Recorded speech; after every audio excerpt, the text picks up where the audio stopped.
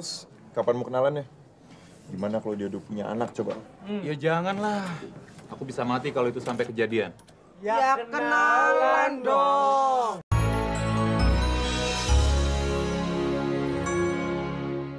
Film itu siap untuk menjadi kontroversi, silahkan. Nggak usah dikirim-kirim ke sana. Ya. Sebetulnya itu film itu tuh seperti yang dikatakan Pak Aram, sama sekali tidak ada kontroversinya. Kenapa? Karena memang di dalamnya berisi tentang pencarian Tuhan. Memang pencarian Tuhan itu tuh dilakukan secara ekstrim. Oke. Yaitu dengan cara melakukan dosa, gitu loh. Nah, saya nggak mau melakukan spoiler di sini, gitu kan. Jadi tadinya dia itu tadinya dia itu taat sekali, ya kan, beribadah pada apa. Tapi dia terkena kasus pelecehan seksual. Nah, kasus pelecehan seksualnya itu dari orang yang dia percaya sekali itu orang baik, gitu loh. Sehingga akhirnya kemudian dia bertanya kepada Tuhan, apa yang kamu maksud dengan semua ini Tuhan? Apakah kamu sedang menguji? Apakah kamu sedang mengutuk aku? Atau kamu sedang sedang menguji kesabaranku? Kalau memang kamu sedang menguji kesabaran, ya sudah, ayo, let's play the game, gitu loh. Akhirnya dia mainkan itu, gitu loh. Jadi ini sebetulnya film yang di dalamnya itu relate dengan semua orang. Kan kadang-kadang kan kita ketika kita sudah beribadah, kita sudah taat dengan Tuhan, apapun agamanya ya, dengan Tuhan gitu kan. Terus kemudian doa kita nggak dikabulkan, tapi kita malah dapat cobaan yang bertubi-tubi, gimana sih perasaannya? Pasti marah kan. Nah, kenapa orang banyak takut membuat film seperti ini? Karena tema-tema seperti ini tidak pernah disentuh, gitu loh. Sehingga terus orang menyebutnya sebagai kontroversi. Sebenarnya enggak, ini tuh hal yang biasa terjadi sama kita, cuma tidak pernah diangkat ke permukaan, ke sebuah medium film. Kenapa? Ya karena takut. Nah, kalau saya sih kenapa harus takut? Karena ini menceritakan hal yang baik, menceritakan hal yang bagaimana cara kita kalau kita sudah kecewa dengan Tuhan, terus jawabannya apa, gitu loh. Apakah kita akan kecewa terus? Enggak dong, kan film tetap harus ada value yang akan diambil. Nah, value-nya apa? Ya silakan tonton, masa saya harus menceritakan di sini. Pokoknya intinya ini semua bukan film kontroversial. Belajarlah dengan baik, jadilah insinyur, dokter. Kalian adalah masa depan. Bagaimana rasanya jadi minoritas yang dikagumi? Sudah berapa banyak wanita yang Anda raih seperti ini? Jangan-jangan Anda, mahasiswa yang menginspirasi seluruh mahasiswa di Universitas Tua ini, membuat PPA. Ya buat saya adalah kritik aja lah ya. Mau ada kritik, ada latar belakangnya, kritik akademik lah atau apa segala macam gitu kan. Buat saya kritik adalah kritik aja.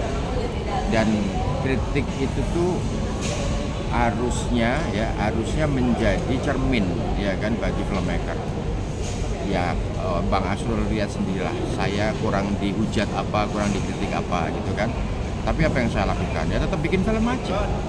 Karena ya kalau nggak mau dikritik ya sudahlah kan, pensiun aja gitu kan. Orang kita jualan misalnya, kita jualan tape aja ya, tetap ada tuayan kritik juga kok gitu kan, bagi mereka yang tidak suka atau bagi mereka yang penyuka tape tapi rasanya kurang tape gitu kan.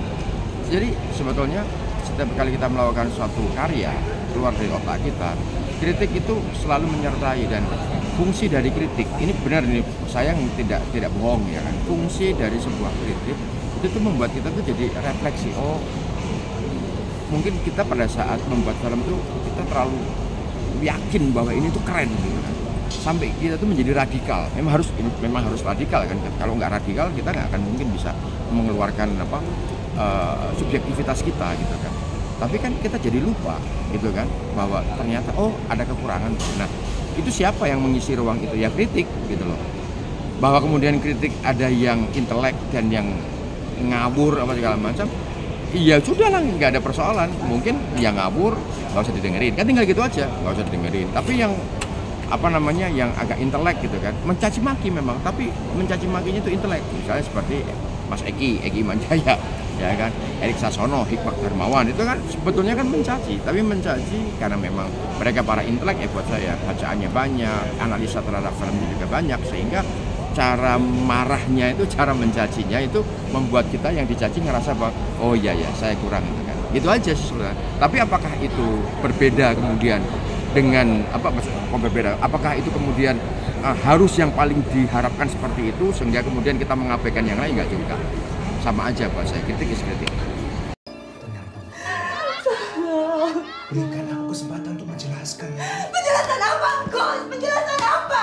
Kamu memberikan pledoi atas sikap kamu ini? Tidak usah. Andai kata Bung Karno itu masih bujang, tentu tidak jadi masalah. Tapi ini... Aku mencintainya, Ayah. Ibu teh sudah memberikan segalanya untuk Bapak. Filmmaker itu tugasnya membuat film. Tidak ada kemudian barier-barier, patokan-patokan harus membuat film dengan kamera A, kamera B, kamera C, atau harus dengan gaji A, B, C, itu enggak gitu kan. Pembuat film itu yang membuat film yang mana dia memilih sebelum dia mengerjakan film, dia akan bargaining dulu dengan dirinya. Saya terima nggak ya ini? Subjek ini saya terima, cerita ini saya terima nggak ya? Kalau saya terima, benefit saya apa ya? Kalau nggak saya terima, ruginya apa? Gitu. Kalau nggak saya terima, itu pasti ada itunya gitu. Sampai kemudian memutuskan untuk, oke, gue bikin gitu kan. Nah ketika dia udah melakukan, oke, gue bikin dia harus siap dengan segala konsekuensinya dong, gitu kan. Konsekuensinya apa? Konsekuensinya banyak. Misalnya tiba-tiba kecewa, tidak sesuai dengan ekspektasi pada saat awal. Itu yang biasa lumrah terjadi. Terus tiba-tiba paling parah, tiba-tiba di tengah-tengah dia dipecat. Jadi karena konflik sama produsernya apa segala macam. Itu hal seperti itu konsekuensi. Tapi paling tidak sebelum menerima film, ya kan, itu selalu ada dialektika dan yang namanya filmmaker. Dan itu adalah tugas filmmaker, kerjanya filmmaker. Jadi nggak ada itu dikotomi harus menggunakan kamera A, B, C, D. Sebab apa ya? Kalau seorang filmmaker itu seperti seorang pemain piano gitu. Jadi dia harus terus berlatih, even itu tuh tidak menemukan piano yang bisa dipakai buat main, dia tetap harus melatih jari-jarinya, gitu kan. Nah itu dia lakukan terus di filmmaker juga seperti itu. Sekalipun kita dikurung di dalam rumah ya, kalau memang keinginan untuk membuat film besar, ya udah. Kalau nggak bisa pakai kamera, kalau nggak ada kamera ya digambar, gitu loh, menjadi komik, gitu kan. Nggak peduli gambarnya jelek, gambarnya bagus, nggak penting. Tapi yang penting kan mengeluarkan ini semuanya. Jadi itulah sebetulnya. Jadi tidak ada dikotomi ya. Maksudnya filmmaker ya membuat film, itu aja. Dokter sangat hebat. Hei, masuk ke dalam. Masuk ke dalam. Saya bisa jalan sendiri. Jangan ke dalam. Makan. Woi, makan. Perasaan sentimental perempuan yang dibalut oleh indera perasa yang lebih tajam dari laki-laki membuat ilmu kedokteran tidak cocok bagi mereka. Siapa? Saya menemukan mereka tidak di Jogja justru. Saya menemukan mereka di Jakarta dan sifatnya adalah dari workshop. Jadi dapur film memang namanya juga dapur, ya kan, memasak, gitu kan. Jadi di samping kita memasak sebuah masakan yang lezat, yang bisa dinikmati oleh banyak orang, kita juga mendidik koki-koki baru agar supaya bisa menciptakan memasak masakan yang lezat tersebut yang disukai banyak orang. Itu prinsipnya dari dapur film itu. Jadi dan dapurnya itu di mana? Itu dapur itu waktu itu di Jagakarsa. Justru dari Jaksel ya? Di Jaksel iya. Mana? Kok Jagakarsa ya? Sorry. Jalan AMD itu Jagakarsa sih. Iya, Jagakarsa. Di situ dari rumah kecil. Terus kemudian asal muasalnya dari Jomblo pada saat itu. Jadi film Jomblo yang kebetulan disukai oleh banyak orang, novelnya disukai banyak orang. Terus kita ngebuka siapa yang mau ikut gabung magang atau segala macam. Nah disitulah pertama kali Gina Esnur masuk. Terus kemudian Salman Aristo. Kalau Salman Aristo udah sejak Brownies di film pertama memang dia udah ikut. Dia kan teman saya, sahabat saya itu kan. Terus Gina masuk, Ame masuk. Ame itu yang suka Amelia Octavia itu yang sekarang ada di Netflix ya kan? Betul. Itu Ame masuk. Terus Iqbal Rais pertama kali masuk juga di situ. Terus kalau di Ajis di produser yang direkturnya Jav sekarang ini kan, itu Ajis Jav itu masih ada di situ. Jadi semua ngumpul di situ terus membuat film Jomblo. Nah dari situ baru kemudian ketok tular tuh, yang dari Jogja ngajak orang Jogja, yang dari Solo ngajak orang Solo, yang dari Makassar ngajak orang Makassar. Akhirnya kemudian ngumpul di situ. Dan ketika ngumpul, tujuan saya cuma satu, nih saya kasih kamu experience gitu kan. Kamu kan orang-orang yang tidak pernah mendapatkan kesempatan sekolah film kan, karena sekolah film itu cuma satu pada saat itu, yaitu IKJ. Makanya nih saya yang lulusan IKJ, saya kasih semacam tempat yang membuat kalian bisa belajar bareng. Bentar, ini ada. Iya mas.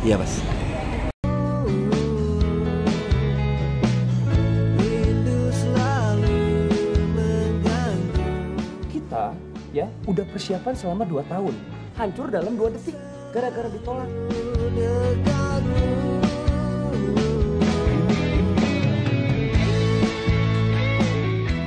Fajar.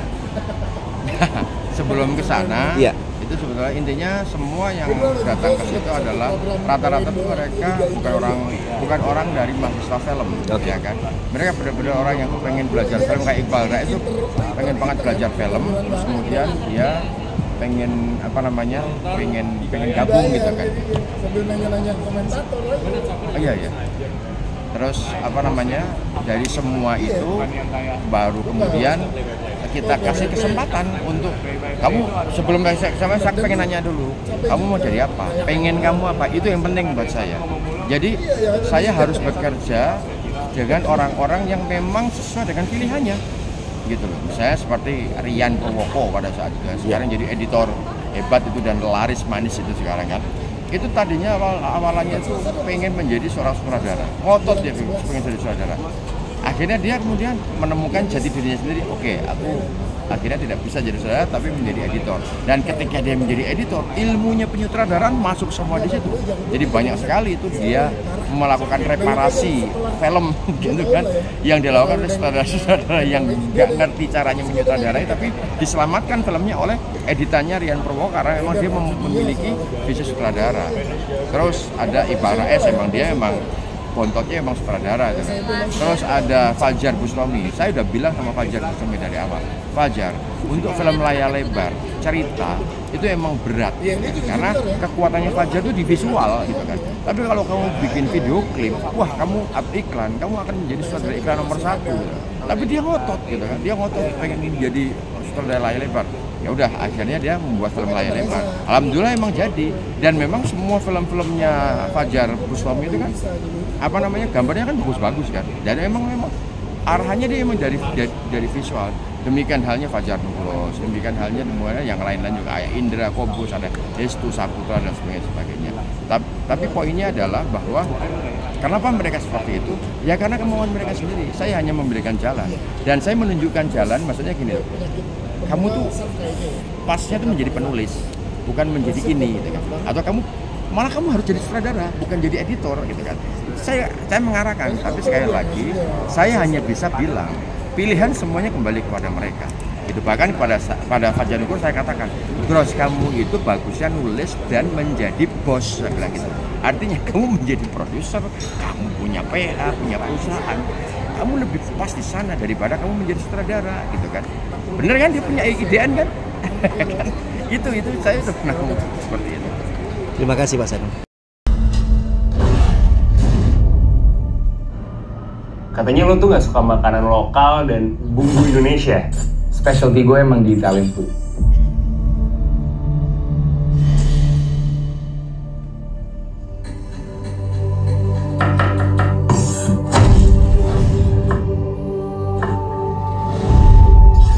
Gimana caranya lo mau bikin kesempurnaan dapur?